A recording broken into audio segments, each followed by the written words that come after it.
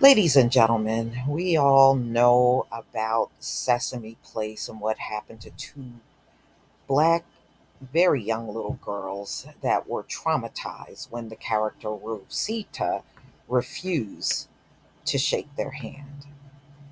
And the family have since filed a $25 million lawsuit against Sesame Place. And well, they finally responded to the invitation that was extended to them to return. And you already got the lawsuit going. What is really the point of returning? To me, if the family returned, that benefits Sesame Place. And you shouldn't be doing anything in their best interest. Of course, they're going to try to roll out the red carpet and be as nice to them as possible. But who cares about that? Once that trauma is done, it is done. There is no undoing it at this point. So I would not blame them for turning it down. I certainly would, especially if there's a lawsuit in the works. So, y'all, Black family of shunned children responds to Sesame Place invitation to return. So, Sesame Place is trying to make things right with the family of two young black girls who received a cold shoulder from one of the costume characters during the visit, but they are not having it. The Brown family rejected an invitation from executives of SeaWorld and Entertainment to revisit the park.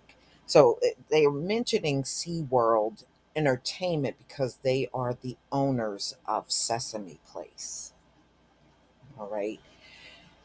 Saying they'd rather not have their kids to receive the trauma of the last visit. They don't want their kids to relive this stuff, and I don't blame them. That was a hurting feeling for those two little girls. You can't undo it from a revisit. They can miss me with this whole thing for real. If you've been following the story, you probably remember that the Philadelphia area theme park came under serious heat back in July when a mother posted a now viral video on Instagram of her two daughters being snubbed by a park employee dressed as a Sesame Place character, Rosita, who they have retired Rosita. After high fiving white children in the area, the character can be seen shaking her head no at the two young black girls reaching out to her. The video prompted other black families to come forward with their stories of their children receiving similar treatment from costume characters, and a class action lawsuit was filed against the theme park. Yeah, and it should be. Good for them. People are tired of taking this stuff. You're paying the same price as white parents are when you go in the theme park, but your children got to be treated badly. No, nobody should accept that. The company responded by working with diversity and inclusion experts to implement a mandatory bias training for all park employees. Oh, here we go again with that training crap. You can't train racism out of people, you know? And y'all need to really stop insulting our intelligence and trying to make us believe some training is the trick to ending this whole thing. Yeah, the training is a trick altogether, because technically you're really not doing anything. You're not doing anything at all, you know?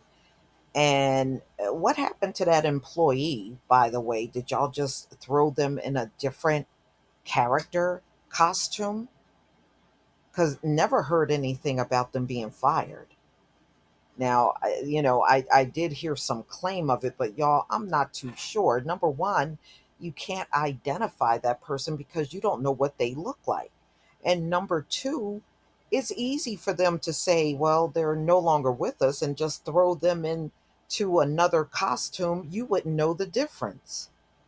Seriously, you wouldn't know. All right. So, SeaWorld Entertainment, the parent company, says all employees will have to receive the training by the end of September 2022. Well, that's not very impressive. I'm sorry, that's not impressive at all.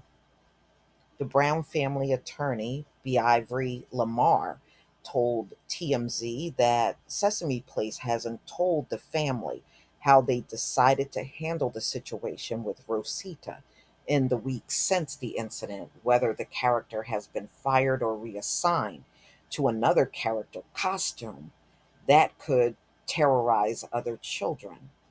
That's true. They have been very silent about this employee. That's why I believe they're still there, y'all. That's probably the easiest job to hide an employee because they're not showing themselves.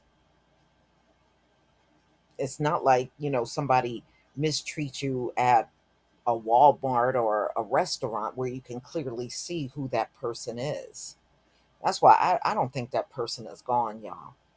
I don't think they're gone. Lamar added that executives from SeaWorld Entertainment met with Reverend Jesse Jackson about ways the company could treat Black guests better. You know, why do you have to tell a company to treat paying customers better? What an insult. That should be common sense. But in this racist, wicked world, I guess that is a necessity. So the Browns were also invited to the meeting, but they ended up waiting in the lobby for hours. I would not have waited for hours.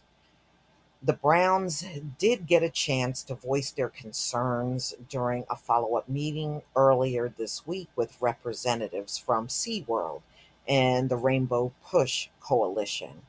During that meeting, they rejected the company's invitation to return to Sesame Place. I mean, can you blame them? No, I can't blame them.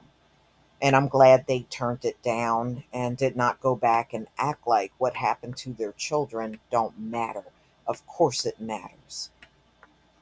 And to all of those other families that have experienced the same thing.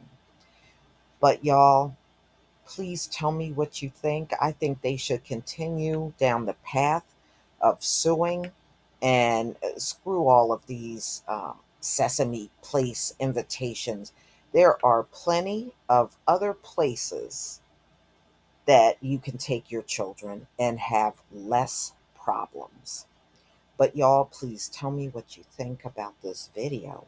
Please leave your comment and subscribe. Don't forget to hit on the notification bell, and I'll see you on the next video. Peace, family.